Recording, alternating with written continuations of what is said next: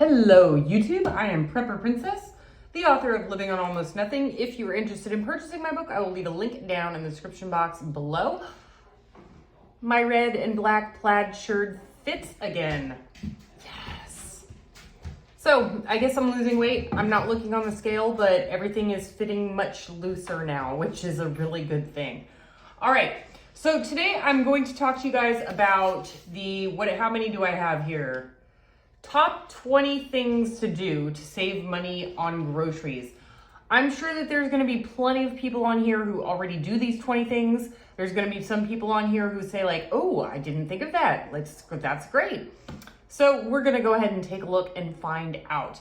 Then I'll make another video on a different thing about the extreme ways I save money on food. But here's just 20 things that just about everybody can do. Number 1. Buy food based on what is a Doorbuster sale that week. So every single week, either on an app or on the paper ads, every store is going to have their Doorbusters. The Doorbusters are the things that they put on the front page of the paper or the ad. These are things that are on extreme sale, and they actually lose money by making these things for sale, hoping that you're going to come into the store and buy other things while you're there. Recently, Thanksgiving was turkey on sale for 39 cents a pound. That went on sale more than once, which is a really good thing. We had one of our stores offered 10 pounds of potatoes for $1.50 a bag. That equals 15 cents a pound. Anything that's $1 a pound or under is going to be a good deal. At this point, whether it's meat or whether it's legumes, rice, beans, anything 99 cents a pound or less is going to be your best friend. But the Doorbusters is the number 1. Number 2, don't buy brand names. I think we're at a point where it doesn't, come on guys, it doesn't matter. The brand doesn't matter. Go with the cheap oatmeal. Instead of Quaker Oats, go with the store brand. You're going to save at least $2 or $3 per container. Number 3, simplify one meal. So pick one meal out of the day, breakfast, lunch, or dinner, and make it super simple and super cheap. The easiest meal to do this with is going to be breakfast. The second easiest meal is going to be lunch, and the third is going to be, the hardest is going to be dinner. But what I would recommend is for breakfast, having oatmeal with half a banana, instead of cereal with orange juice or something like that. Pancakes, Krusteaz mix is super cheap. I'm not talking about Eggo waffles that are like $8 a box. I'm talking like super, super cheap stuff. Good lunches that are cheap right now. Okay, so bread has gone from anywhere from $4 to $6 per loaf, unless you get the cheap Walmart stuff, and you can't even put anything on that piece of bread before it crumbles right into your hand. So what I'd recommend right now is French bread, and then making your sandwiches out of a roll of French bread. It's gonna be more filling, more flavorful, and you can still make about 6 to 8 sandwiches out of that. So simplify one meal. Number 4, portion control your meat. People hate this, especially the men. But we are in a day and age now where I believe it's 75, it might even be 80% of people in the United States are overweight or obese. This simply means that we're eating too many processed foods or too much food, all right? So when you plop down a 2-pound steak in front of your husband, you're plopping down $15 worth of meat, okay? There are 16 ounces in a pound. I recommend starting at 6 ounces and then working your way down to 5 ounces and then 4 ounces. If you need a scale, buy a scale, but at the same time, it should be the size of a deck of cards or the size of your fist. It's time. People, by the way, this is just an American thing where we eat so much meat. Look at a lot of Asian countries, Italian countries. Their meat portions are significantly smaller, and most of the time they usually just use that meat for flavor. It's not the main course or the main part of the meal, okay? The next one is gonna be number 5. Make the cheapest ingredients the base to your meals. So rice, beans, noodles, potatoes, carrots, onions. For fruit in the wintertime, it's typically gonna be oranges, apples, maybe pears. These are, I think I saw oranges on sale this week, 2 pounds for $1. And apples were around 69 cents a pound, not for like the fancy ones, but just regular gala apples, okay? You're gonna do that, and you wanna base your meals on that. So an old time one used to be spaghetti, where the base of your meal was going to be pasta. It was going to be noodles, right? That's the base of your meal. Things are a little bit different now. Now it's not so much 89 cents a can for spaghetti sauce. It's like $5 a can for spaghetti sauce. So you're going to have to do something different. I recommend rice, bean, and cheese burritos. They're just buy some taco seasoning. You can get those in those little McCormick packages, or you can make your own seasoning. Tacos, fajitas are really, really great to take advantage of the rice and beans, a little bit of cheese, onion, rice, beans, and onion are the 3 cheapest ingredients. All right, number 6 is gonna be stick with simple fruits like oranges, apples, and pears. Simple, cheap vegetables like potatoes, carrots, and onion. That sort of bounces off of the last one, but anything that is $1 a pound or less, those are the ones you wanna stick to, and it's typically seasonal stuff. And if you have a neighbor or somebody where you drive past and they have trees, they have fruit trees, don't be afraid to knock on the door and ask if you can pick some. I personally own 2 orange trees, 2 giant orange trees. I can't, you guys. I can't eat 3 oranges a day plus orange juice, orange marmalade, orange chicken. Even if I do all of that stuff every single day for 4 months straight, I still have like 300 extra pounds of oranges from my orange trees. If somebody came knocking on my door saying, can I pick some oranges? I'd say, load it up. Have a blast. Take as many as you can carry. So don't be afraid to knock on doors, especially if you live in California, because people are like, please take some. All right. Number 7, make snacks for kids and teens ahead of time that are not pre-packaged foods. So if your kids like pizza rolls, make pizza rolls for them. I highly recommend having a French fry cutter, and this is a big one that I use for apples and pears. For some reason, when you eat an apple when it's round in your hand, it is not as filling as when it's cut up like French fries and put in a cup. I don't know if it's a psychological thing. I don't know if it's because you take longer to eat it.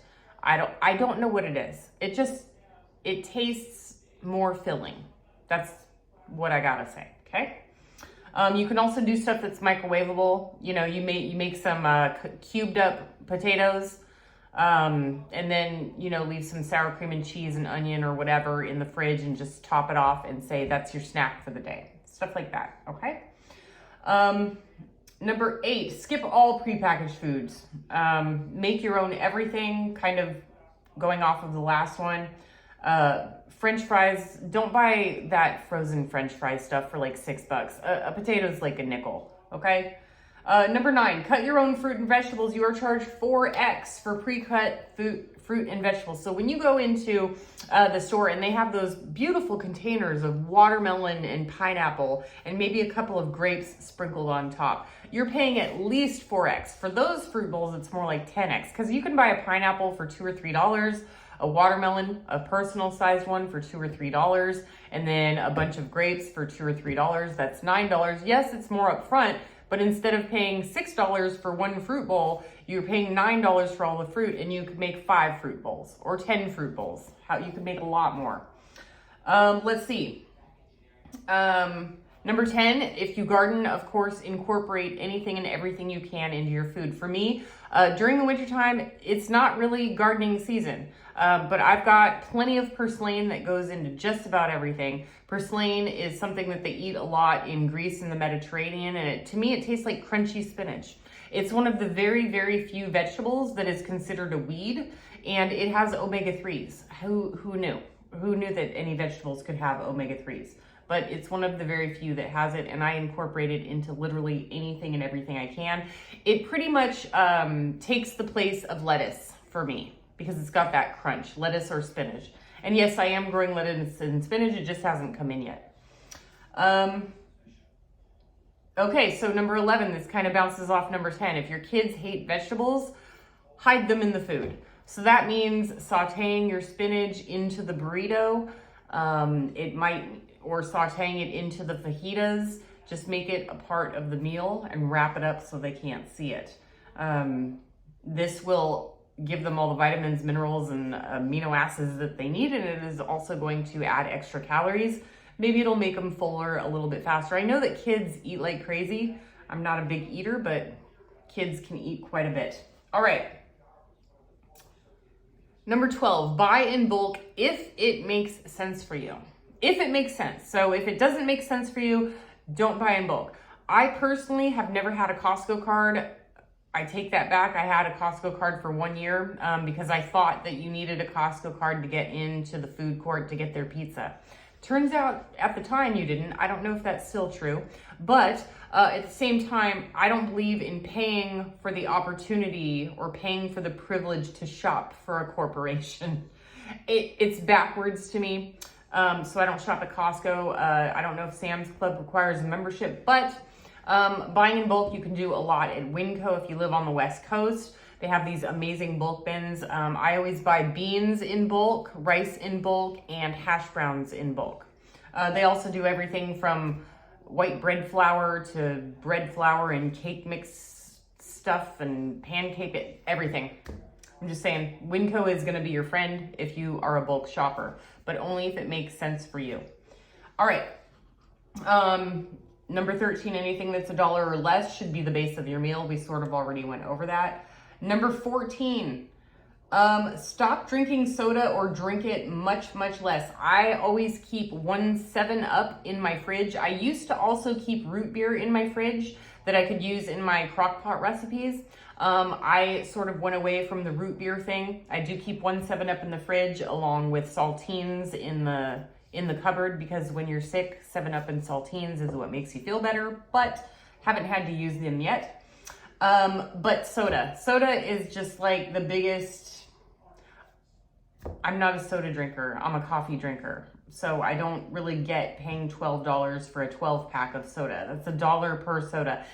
But I get it. It might be an addiction thing. If you guys do drink soda, keep it to 1 or 2 cans a day. Do whatever you can to get off of that. I would recommend start drinking juices, especially if you live in an area where people grow citrus fruit, oranges, grapefruit, lemon. You can make your own orange juice, lemonade, and grapefruit juice. Very, very good for you. And grapes. If you have a food processor, a blender, a juicer, grape juice. There you go. Juices are not really that much healthier for you than sodas because it's all sugar, but it's free. It's cheap. Number 15, no more potato chips. Oh my gosh, they're $6 a bag. That's just insane. Okay. Here's an unpopular opinion. Make your own French fries. Yes, it's not going to be as good as Doritos or Lay's or the big brand stuff, but you can learn how to cut and slice potatoes properly, or if you have a potato slicer, even better, and then you bake them in the oven, or if you have a deep fryer, you can make your own potato chips.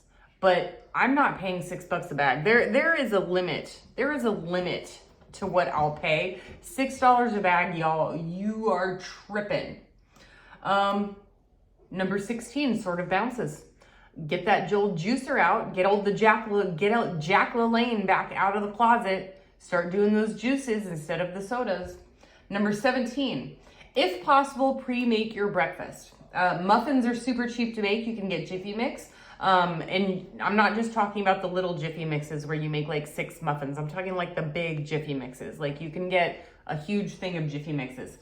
And if you use a juicer and there is a collection container at the back that gets all the pulp, you can put that into your muffins for free flavor. But muffins aren't just about apple bits and carrot bits and grape bits. You can put things in there like yogurt, sour cream, and when you bake them, and then you pull them apart, it's got a beautiful, wonderful, delicious, filling, and healthy cream filling. So that's something that you want to think of. Number 18, when it comes to lunch, keep it simple. I mentioned this before, bread is getting extremely expensive. Now, I used to buy the Artisano brand bread. About a year or 2 ago, the shrinkflation that has obviously been happening, they shrunk the bread pieces so small that I can't cut it diagonally. It doesn't cut diagonally anymore. It just kind of, I don't know, concaves onto itself, and the sandwich just kind of buckles in the middle because the slices are so small that it doesn't make a sandwich. So I'm doing keto now. I'm not eating any bread or pasta or carbs or anything like that. But if I do end up having a sandwich someday, I'm sure I will someday, it's going to be with a French bread roll. The French bread rolls are about $1.19 where I live. You just cut them the right way, kind of like a Subway sandwich, you know, use a hoagie instead of that. But you know, don't eat a 12-inch sub every single day for lunch. You want to cut it into 4, 5, 6, 7, 8, depending on how big the bread roll is. Different small portions of that, and then maybe have a piece of fruit or some vegetables with homemade dip as a side, and well, for me it would be coffee as a drink. All right, number 19, if you have no money and payday is far away, shop your pantry. Make some interesting meals until your next payday. Here is something I have never heard of. Now, keep in mind, I grew up really, really poor. I had never heard of buttered noodles until recently. I guess noodles is when you take spaghetti noodles and you cook them and then you just add butter and you have buttered noodles. I've literally never heard of that. But I guess it's a thing. People do buttered noodles and they put some like Parmesan cheese on top, and that's their meal because that's all they have. So, you know, don't go and take out a payday loan. Don't put it on a credit card if you can avoid it. Just wait until payday, but use what you've already got in your cupboard. And so you have a couple days of interesting or weird meals. Big deal. You're going to be okay. Number 20, just say no to those company potlucks. If you don't have the money, there is no shame in saying no.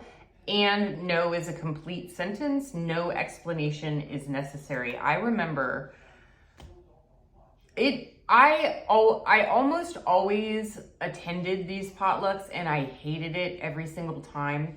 Everybody would always bring in store-bought sweets and there was never any substantial food. And what I made was, I don't really know, they were steak wraps.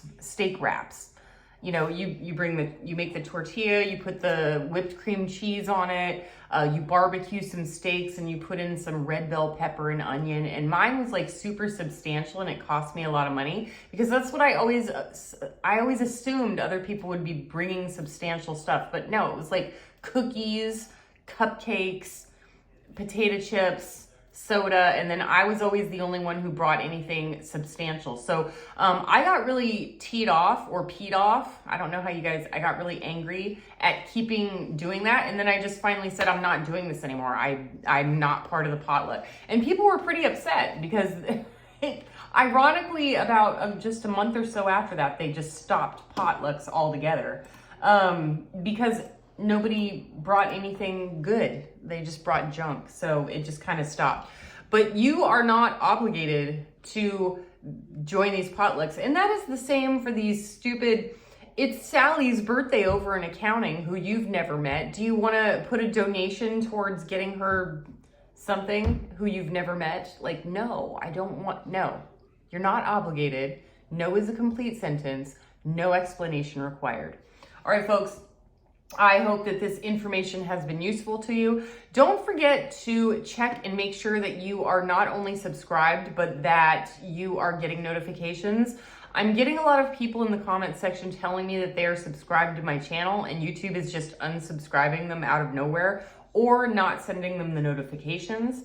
Also, I do still have my book, Living on Almost Nothing, is available on Amazon. Link is in the description box below. And do what you can with what you've got. Prepper Princess out.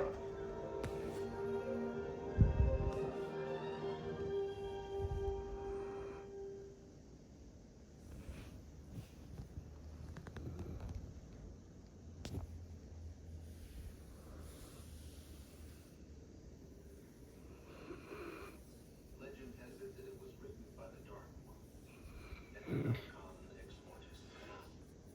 Roughly translated.